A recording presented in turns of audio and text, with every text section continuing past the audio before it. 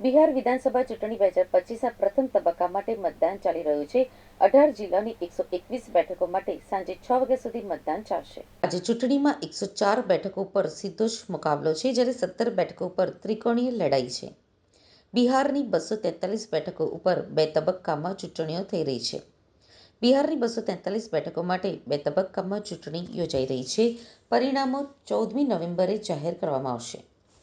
વૈશાલીના લાલગંજમાં booth number 334-335 ઉપર EVM ખરાબ થતાં લોકોએ વોટ ચોરના નારા લગાવ્યા હતા।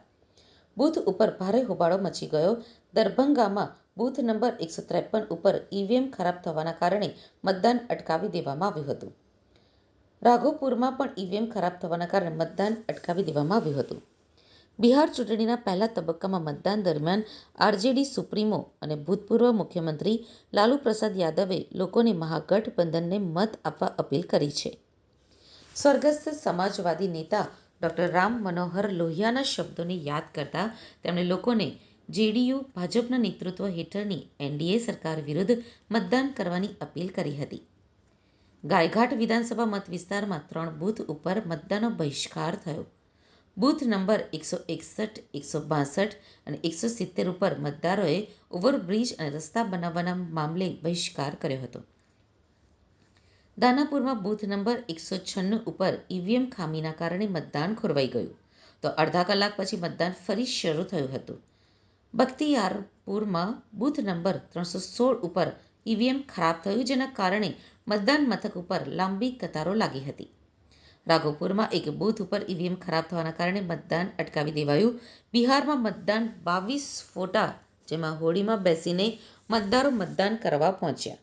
પોલીસ જવાન ઘોડા ઉપર સવાર દીકરો માતાને તેડીને મત આપવા પહોંચ્યો। નીતિશે સોશિયલ મીડિયા પોસ્ટમાં કહ્યું, લોકશાહીમાં મતદાન ફક્ત આપણો અધિકાર જ નથી, પણ આપણી જવાબદારી પણ છે। બિહાર વિધાનસભા ચૂંટણી માટે આજે પ્રથમ તબક્કાનું મતદાન થઈ રહ્યું છે। બધા જ મતદારોને તેમના મતાધિકારનો ઉપયોગ કરવા વિનંતી કરવામાં આવે છે। મતદાન કરો અને બીજાઓને પણ મતદાન કરવા માટે પ્રેરિત કરો। પહેલા મતદાન પછી જળપાન। देखिए, बिहार के पूरे प्रदेशवासियों से अपील करता हूं कि लोकतंत्र के इस महापर्व पर मतदान अवश्य करें और देश की खुशहाली के लिए, देश की तरक्की के लिए, राष्ट्र प्रथम को मानते हुए भारत माता को सर्वोच्च शिखर पर पहुंचाने के लिए मतदान करने अवश्य जाए। देखिए, आज मतदान हो रहा है और सब लोग हंसी खुशी के साथ मतदान करें। देखिए, चेहरा तो सभी को दिखाना चाहिए। मतदान करने से पहले मतदाता पहचान पत्र इसलिए देखा जाता है कि वास्तव में आप जो हैं व्यक्ति वही हैं, इसलिए आइडेंटिटी कार्ड देखा जाता है। सर, तेजस्वी यादव कह रहे हैं कि सरकार उनकी बनने वाली मुख्यमंत्री। देखिए, प्रचंड बहुमत के साथ एनडीए गठबंधन पुनः सत्ता में ये बहुत ही महत्वपूर्ण दिन है और आज हम लोग सब परिवार यहाँ पर हमेशा की तरह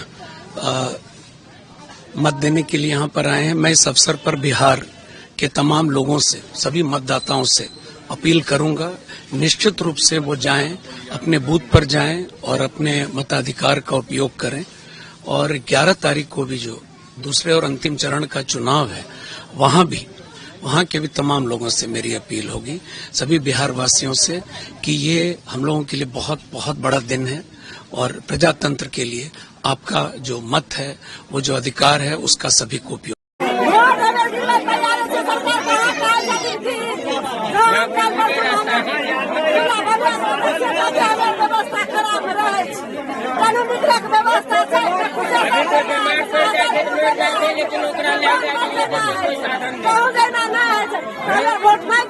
नाम मधु देवी हमर नाम घर घर सुगरण छी।